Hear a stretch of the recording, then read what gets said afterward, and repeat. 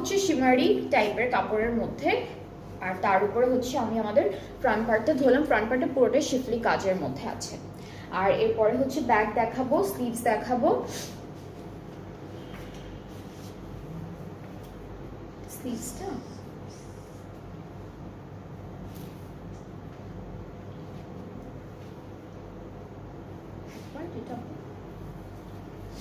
আচ্ছা, এটা হচ্ছে ব্যাক পোর্শনটা থাকছে, ঠিক আছে, এক কালার সুইস বয়েলের মধ্যে। এরপর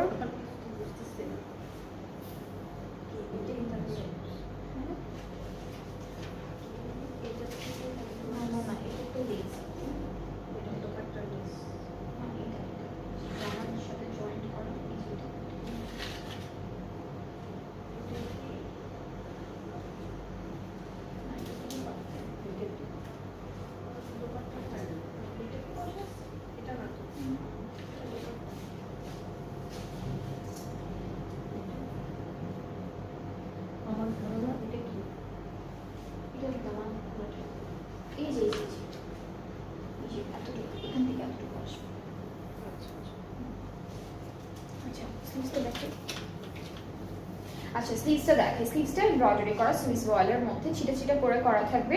নিচে একটা সুন্দর পাড়ের মতো দেওয়া আছে, এটা স্লিভস। এখন প্যানেলগুলোতে চলে যাচ্ছি। এইটা হচ্ছে এই যে এখান থেকে যে স্লিভটা আসবে ওখান থেকে নিচ পর্যন্ত যাবে এই প্যানেলটা। এরপর দামানের জন্য অনেক চওড়া একটা প্যানেল আছে, এটা ফুল দামানে বসে যাবে, তখন কিন্তু লেন্থ আরো অনেক বেড়ে যাবে। এটা কতখানি থাকবে, 10 ইঞ্চির মতো বা 12 ইঞ্চির মতো, না 10 ইঞ্চির মতো। সো 10 ইঞ্চি আরো বেড়ে যাবে, বিকজ আমাদের উপরে কাপড়টা কিন্তু একটু শর্ট দেওয়া আছে।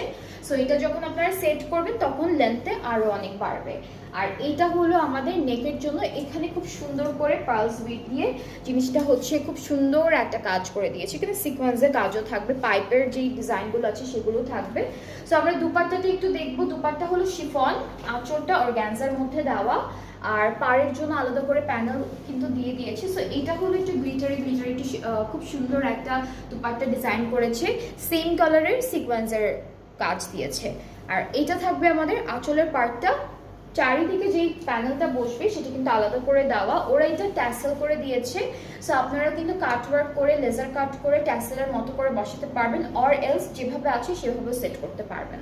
আর ট্রাউজারটা এটা কটনের মধ্যে না, ক্যামব্রিক কটনের মধ্যে না, কটনের মধ্যে, হ্যাঁ ক্যামব্রিক কটনের মধ্যে। সো এই সুন্দর ড্রেসটা, এটা খুব বিউটিফুল একটা এমরাল্ড কালারের মধ্যে থাকবে ড্রেসটা। নাইস কালারটাও খুব সুন্দর, ডিজাইনটাও অনেক সুন্দর। সো যার যার পছন্দ হচ্ছে, আমারও তাই মনে হচ্ছিল, মানে কালারটা যেন কিরকম না, এমরাল্ড